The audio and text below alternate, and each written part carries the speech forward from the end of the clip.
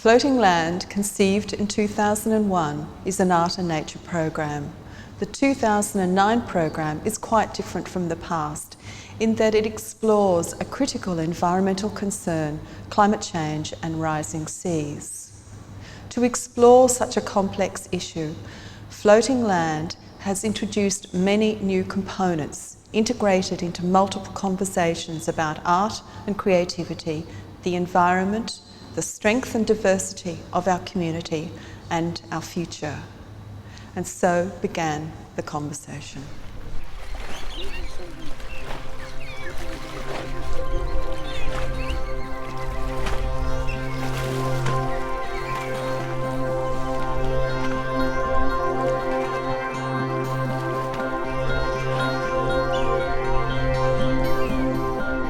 Floating Land is a biennial program in the biosphere of Noosa on the Sunshine Coast and is the natural host for an environmental art event.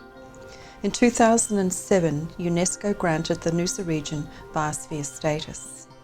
A biosphere combines conservation with man's inhabitation.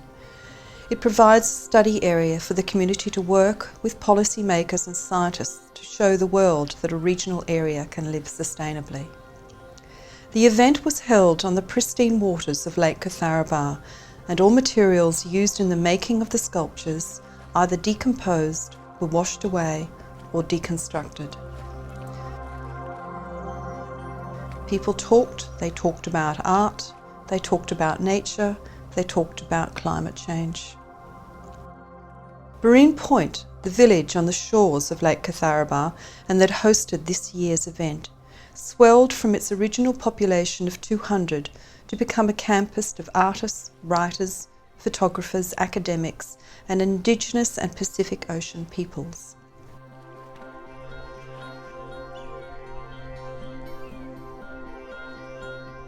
The community of Barine Point welcomed Floating Land as they too became involved in the program, creating their own art trail, their own art exhibition, and providing a home for artists and participants from around the Pacific.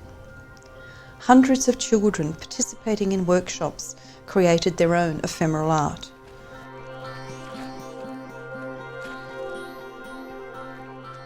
Important to the program was the involvement of Pacific Islanders from Papua New Guinea, Tuvalu, Tokelau and Taku.